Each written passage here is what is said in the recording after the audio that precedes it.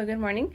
This is Julieta. I am here with Lori from the Special Kids Crusade, and she is the executive director. Yes.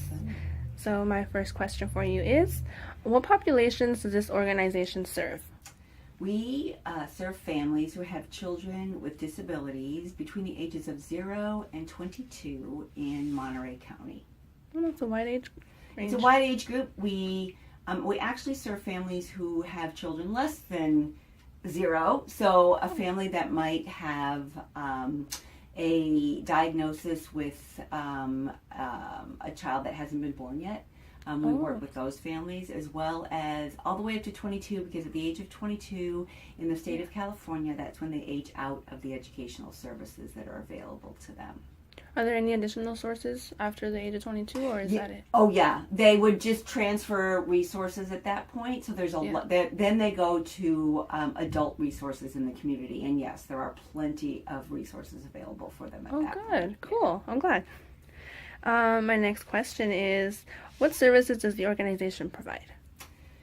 We have a lot of different things that we do for parents. First and foremost, we are basically a starting point for parents to come and find out what else is available in the community. Mm-hmm. So we do our best to link parents with the resources that are available in Monterey County for them.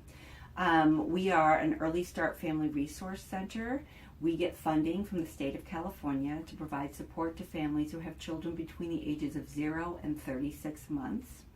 They are eligible for early start programs in the state of California. And so a family that has a known diagnosis for their child, or who suspects that their child might have a diagnosis, in other words, they suspect a developmental delay with their child, we work with them to get their child assessed, have them qualified for services that might be available to them, and kind of work with them, hold their hands as they go through that process. So that's the first thing we do, is working with families that have very young children. We also provide support to families through providing workshops to families. We help them understand the education process, how to go through the IEP process, what sorts of resources are available in their particular school district. We do community programs for families. So we have programs, our REACH programs, our community programs, where we provide recreational opportunities for children that have disabilities and give them the opportunity to take part in activities that their typical peers have always been able to take part in. That's great. And we give them the opportunity to do that. And one of the things that we do is we put those opportunities in community settings, and we have them take part in those activities alongside their typical peers. So we have a basketball program where typical teens are working alongside teens with disabilities. We have a theater program that we do at Aerial Theatrical in Old Town Salinas. Wow. And we have them on stage alongside their typical peers putting on a production. And starting this Sunday, we are embarking upon a bowling program where we will have them on bowling teams mixed in with their typical peers. Here in Monterey? Actually in Salinas. Oh. We'll be doing it at Valley Center Bowl in Salinas, and we hope to do it in Monterey soon, but Valley Center Bowl just had a larger venue for us to be able to do that in. Oh, okay. So we also have ability awareness trainings where we go into schools and we simulate what it might be like to have a disability for the students. So usually these are for very young kids, and we help them understand what it might be like to have dyslexia, what it might be like to be hearing impaired, what it might be like to have challenges with sensory overload, and work with students along those lines. We have parent support groups. We provide opportunities for parents to network with each other. Let's see, what else do we do here? So much stuff. Oh, we have a toy library you walked in on. Oh, yes. Very extensive. It is. We have a toy lending library that is full with toys that are used for therapeutic purposes for children.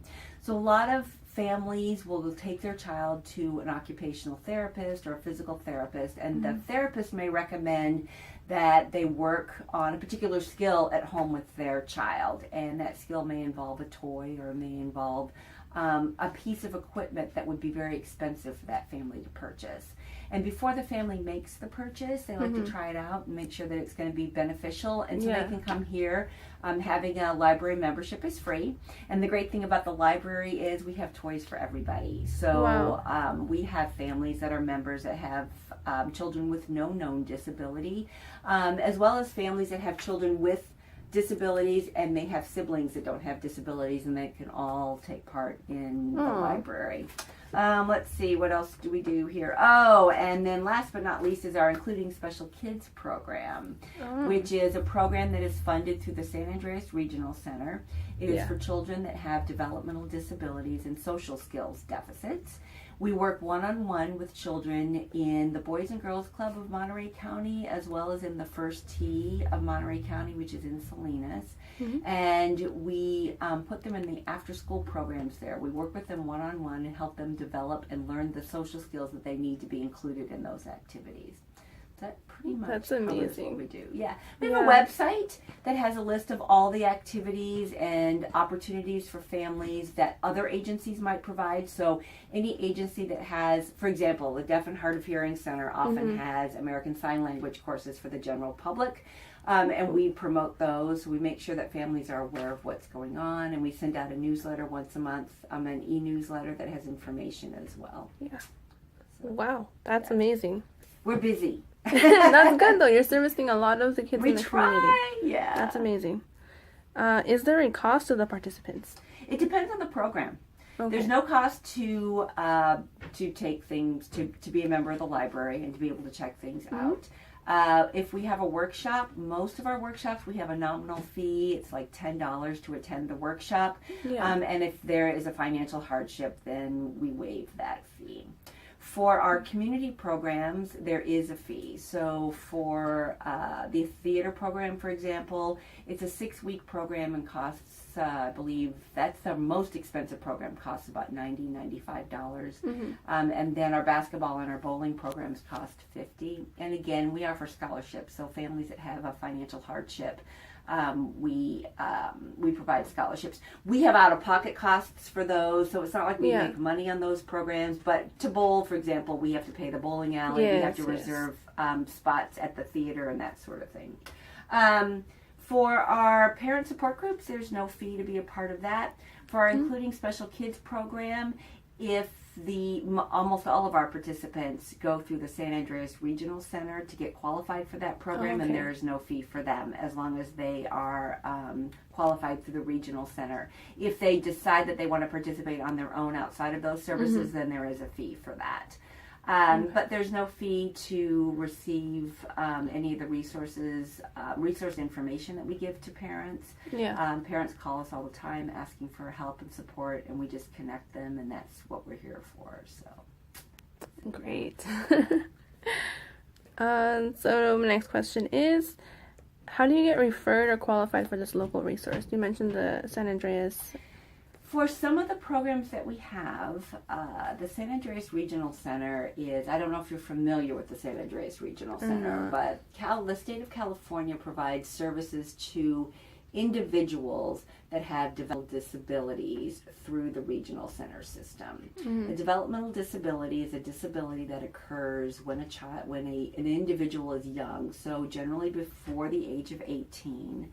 It generally is present at birth and presents a lifelong challenge for that individual. So an example would be somebody on the autism spectrum, somebody that has Down syndrome, somebody that has cerebral palsy.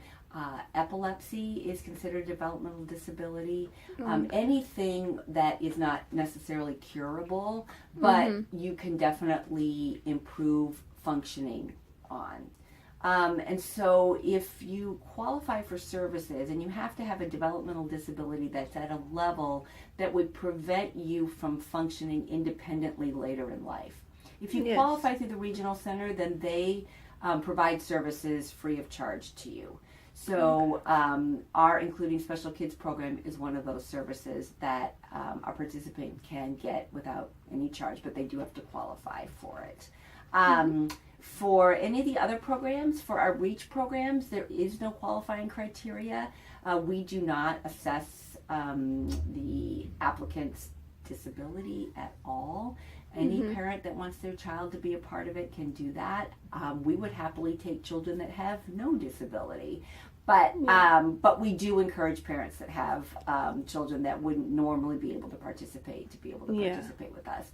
And then I'm trying to think if there's other. We don't really judge whether somebody's got a qualifying disability or not. It would only be for those services through which somebody might need some support through the educational system, because there are qualifications to be on an IEP, for example. And so if a parent, for example, calls us and says, I would like my child to be on an IEP, what do I need to do? We help them through that process. But for our programs, we don't have any qualifying criteria. Okay. Okay, good to know. Thank you. Just overall, what is the organization's mission? Our mission is to develop resources, provide support, and to raise awareness for children that have disabilities and their families. That, in a nutshell, is what we do. All of our programs fit one of those: develop resources, provide support, or raise awareness. And most of our programs cover all three of those bullet points in our mission. Perfect. And is there anything that you would like teachers to know? Any advice? Anything that we should look out for in the classroom?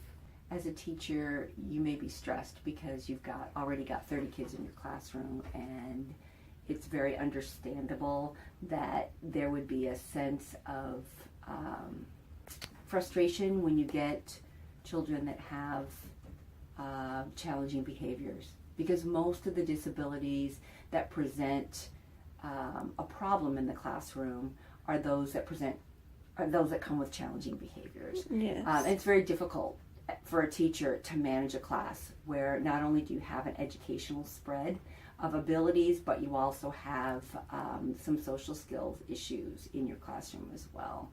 I think that I would want teachers to know that it's okay not to have all the answers. And I think that a teacher needs to engage in a conversation with the parents in a very open way that respects the fact that the child has a right to be there. And I see older teachers that feel like, well, I was never trained on how to do this, so therefore I can't do it, and therefore I need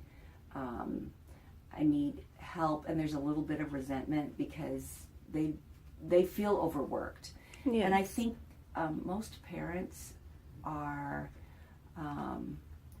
pretty understanding of that, but they also have a short fuse because they've been fighting for years and years and years to get their kids to be accepted. And when you have a child with a disability, it's a very isolating experience. Your child is isolated, they don't have a lot of friends, and you as a parent are isolated. And I think as a teacher, to just know that that parent's journey up to the point where they're in your classroom has been difficult. And if, as a teacher, you can kind of acknowledge that and recognize that you really don't know the path that they've walked to get there, but that you want to work together as a team to do what's best for their children, just like you want to do what's best for all of their kids, that would be my message, is that there needs to be some acceptance of the challenges that parent is facing, because I think that you're gonna in your career, you're gonna see parents come at you initially with a very combative nature because they're used to fighting. And I think if teachers can just be understanding of kind of where that parent is coming from, and just sort of the journey that they've taken, and then to just know that child has a right to be in a typical classroom. Yes. And that's an easy thing to say it's an easy thing to envision, but it's a difficult thing to put into practice. And so I admire the fact that that young teachers today are actually caring about trying to do that. That's a pretty cool thing. So that would be it. Okay, well, thank you so much for your time. And